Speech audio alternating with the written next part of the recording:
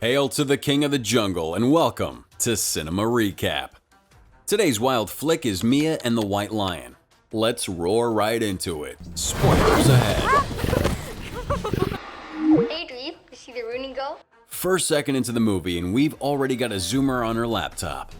She talks to her friend on a Skype call. The hell uses Skype? This young blood on our hands is Mia OWEN, our main squeeze for the movie and a fellow hat enthusiast.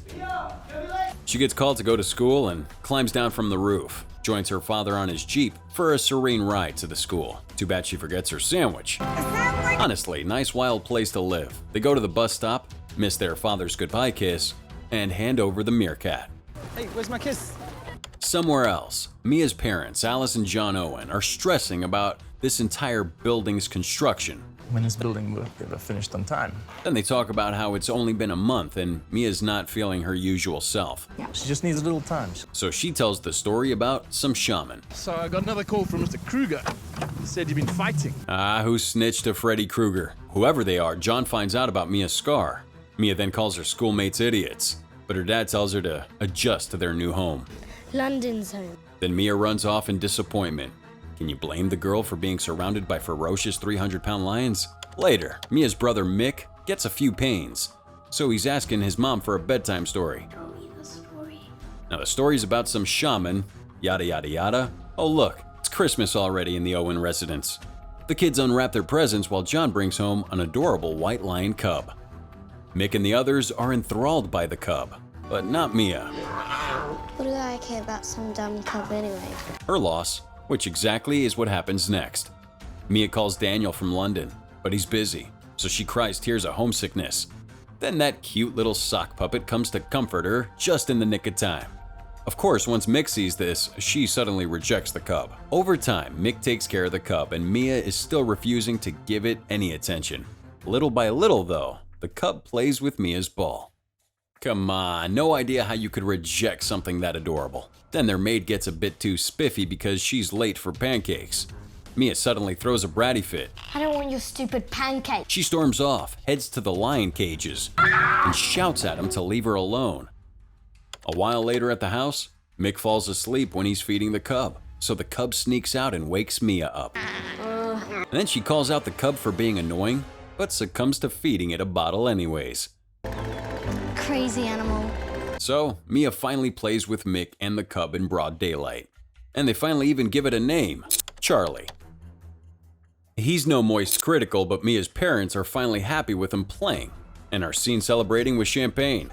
Thank you. Charlie is 4 months old, You have to follow me. and he's being trained by Mia.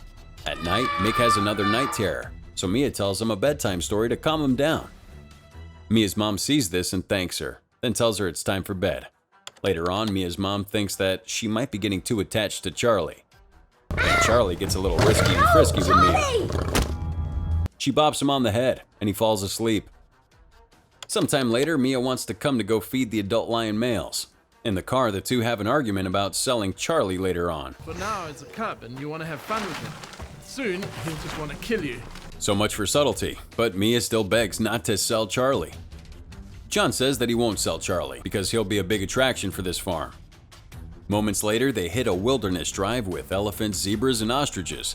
John says that Mia's grandfather used to bring him to the river to see the hippos. When she gets home, Mia savors the memories and takes a sweet selfie with Charlie. Sadly, this is the time that Charlie gets too big and has to go to the lion's enclosure. Mia's not feeling it today, so she gets benched instantaneously. Looks like she can't sleep well either, because she misses Charlie. See, Charlie's not doing so great, so he allows himself to get attacked by the other cubs, and he's not eating either. Most likely misses Mia. Mia can't take it anymore, so she makes a break for it and hitchhikes away from the field trip. What? Of course, her parents catch wind of this, but thankfully she does find her way home and is seen feeding Charlie. Later in the afternoon, she goes to talk to the lions as if she's Eliza Thornberry, and of course they don't give a cohesive answer. So she resorts to talking to Charlie about her not wanting to get eaten. 4 months later, Charlie has grown a lot. I love you, bud. Now you love him. Fast forward another 8 months more, and Charlie is really getting in scale. Even starting to grow a mane, but he's being a bit unruly in the house. Her dad gets furious about it. I mean, Who wouldn't? Get out. That thing also ate the TV. Moments later, we see the Owen residence has turned into some kind of zoo, and it's drawing people in. Charlie even has his own pen. That doesn't sound good. Apparently, a woman got scratched because she freed and tried to play with a wild animal. Oh, wait until they eat him. Mia doesn't like how Charlie's being milked for cash, so John scolds her inside the house and she's sent to her room. Later on, John's friend Dirk arrives. Smell a douchebag. Dirk then tries to get John into some shady business, but Goodbye, Dirk. John asks him to leave. A little later, Alice arrives home, greets Mia, and gets concerned over the playful scratches she got from Charlie. Tells her to trust her. But it's built on love and trust. Then Mia gets pounced. Amazingly, it's only a playful pounce. John meets up with him, and even shaved. He says he wants to take the family out to dinner, so she locks up Charlie and goes on their way. Too bad the door is flimsy. John makes an announcement that the business is finally making profits. We finally got more money coming in. See, that's good news until they see Charlie has escaped. Mia's told to go inside, Now get inside. but sneaks out later to look for Charlie. Mia! Mick wants to help too, but his sister is stonewalled by a new padlock, so... Henry! Amazing. Summoned an elephant. Not to mention it understood Mick wanting to open the gate. Don't tell PETA. The two vamoose and immediately find Charlie. How convenient. Another year passes, and my lord, Charlie is almost fully grown. So Mia gets the bright idea of inviting Mick into the pen. Alice sees this, and she panics, telling John to get the gun. John, bring the gun. Well, fasten your seatbelts for the second coming of Harambe. In the house, Mick gets treated for his injury. Then Alice forbids Mia to go near Charlie ever again. Mia then blames her for panicking. Mia's now stuck with only looking, no touching. She vows to get Charlie a better home later on. Alice and Mick arrive and they look disappointed. Apparently Mick has a few conditions. I'm 2 years older than you and I still sleep with a bloody nightlight. I didn't think he was the older brother. Time skip one more year, and Jesus, Charlie is huge. Wait until someone snitches Mia. She relies on love and the legend to keep her safe, which is a totally logical move. Later in the house, Jody the maid gets in a fun time with the kids and John wants a picture. Oh boy, he sees the footage from earlier. John immediately prepares Charlie to be sold. I want you to move Charlie and get his transfer papers ready. Well, it's your fault for keeping a video. If you're gonna commit a crime, please, don't keep the evidence. I just couldn't let him go. She promises Charlie she'll come and eventually pick him up. Because I'm gonna find out where Dad sends you. She falls asleep and the next morning, 2 blowhards come with John. So Mia sneaks around and sees her dad tranking some random lioness. She sneaks into the truck where they're taking that lioness. And sees Dirk, the jagoff. John's gonna sell Charlie to Dirk. Soon they release the lioness and some white people shoot the ever-living mercy out of that thing. You really can't mix Westerners with nature. The stupid French floozy even treats it as a trophy. At dinner, Mia's all ticked off and isn't having it. She storms out and Mick comes to comfort her, but Dad doesn't sell the lions to zoos. He sells them to hunters. Mia tells Mick everything she saw and researched. Apparently, it's an open secret for the farmers to sell the lions to some mongrels like hunters. Mia says Charlie is next on the chopping block, so she's asking for Mick's help. That's why I need your help. The two siblings plan a rescue, route, food, water, and even the money that Mick has been saving for years. Jody later catches Mia trying to sneak out, but she helps her. Are you looking for the enclosure keys? Moments later at the park, Mia lets every animal loose. Then she frees Charlie and leads him off. Let's go. Guess the attractions came to them. Their house is now surrounded by hyenas and lions. John and Alice later see the camera footage of Mia freeing everyone, so John calls for help. There are big cats all over the place. Just get here soon. Mick witnesses this and texts Mia. The Owen residence is now free of wild animals, so John goes on to search for Mia and Charlie. The two are actually in a waterhole, and John gets there, preparing his rifle. He takes 5 and texts, but then suddenly, Never go near Charlie ever again. Mia exposes John's blunders because she says she was there when it all happened. John claims she doesn't understand. Don't understand. And he's just there to sell permits. He doesn't let up, so Mia tranks him, brings Charlie to the truck, and she hijacks it. Mia later contacts Mick, and she's about to run out of fuel. Later at the waterhole, John is claimed by the paramedics.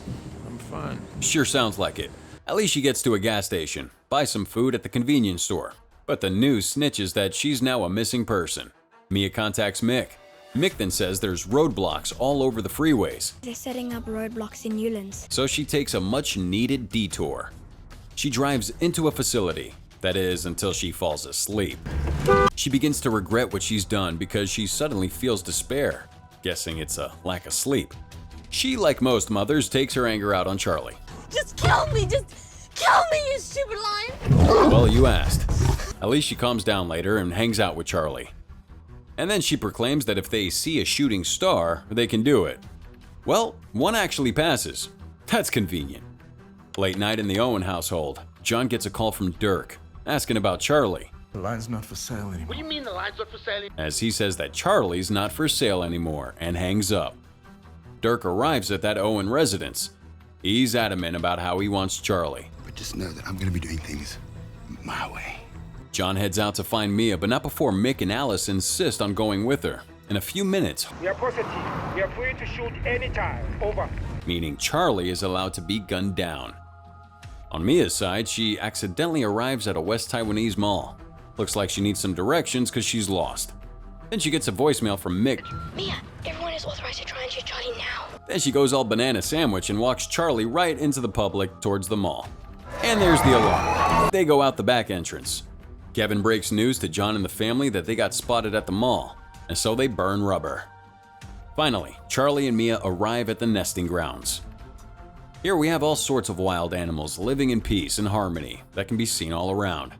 Charlie gets excited and finally hunts some ostriches. Well, sorry to spoil the mood, but Dirk is there also with his white boy toy and they get a wind at Charlie. Mia watches in awe as Charlie's hunting and devours an ostrich. Night falls and Mia loses Charlie. Charlie! While the Owen family have set up camp nearby. We'll find her. There's something you're not telling me. During dusk, Mia falls asleep on a tree. Then in the morning, Charlie's there to wake her up. Nearby, the Owen family also mobilizes. Bad news though, Dirk the douche also came to play, so Mia sends him off. Go, Charlie, they'll kill you, go! The jerk drives her off and causes her to trip. Did anyone order Harambe too? Charlie surely did, as he pounced and attacked Dirk. The stupid hunter doesn't have bullets. Sadly, Charlie, that's enough! they run off. The John and Owen posse arrive and John threatens Dirk out of safety for his daughter. If you put her in any danger, I swear to God, I'll kill you both myself. Alice is furious, as any demanding wife would be, demanding answers on why Dirk is involved. Tell me what! Pressured to hell or high water, John spills the beans, says that he's been selling hunter permits for the lions. Alice doesn't like that answer, so she tussles John, but Mick stops them both. Charlie will protect Mia until she gets him to the Timbavati Rivers Reserve. Somewhere not far off, Mia's still trekking with Charlie, but this time through a low-height forest. Soon they reach another outstretch of savanna, but Mia's obviously getting tired. On John's side of things, he calls the authorities and meets up with them to update them on Mia and Charlie's location and where they're headed. Mick goes with the cops, and Alice follows. Mia's really getting tired, so she gets some water, while Charlie gets a bit far. The cops are setting up and planning their route. Not too far away, Mia's draining her supplies, so Charlie tries to comfort her and cuddle up. This inspires her to press on. The cops spot her, so they get their move on. Mia's drained from exhaustion, but instructs Charlie to cross the river because his real life is over there.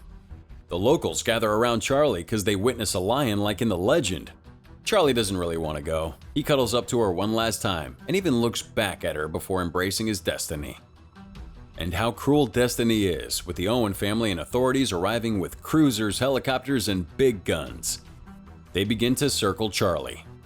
The authorities take aim, but John redeems himself by body blocking their sight lines, and miraculously, no one has itchy fingers and shoots. Charlie has entered the Timbavati Reserve Safe Zone, and the old man welcomes him with open arms. After all that info and some time, Mia and the Owen family come back to the reserve. There, they spot Charlie. He's grown so much more. And this time, he's got a wife and kids. The Owen family take a light-hearted picnic while they spot Charlie from a distance. And everything is as it should be. This was Mia and the White Lion by STUDIOCANAL. Thanks for watching, everybody. Until the next animal rescue, adieu.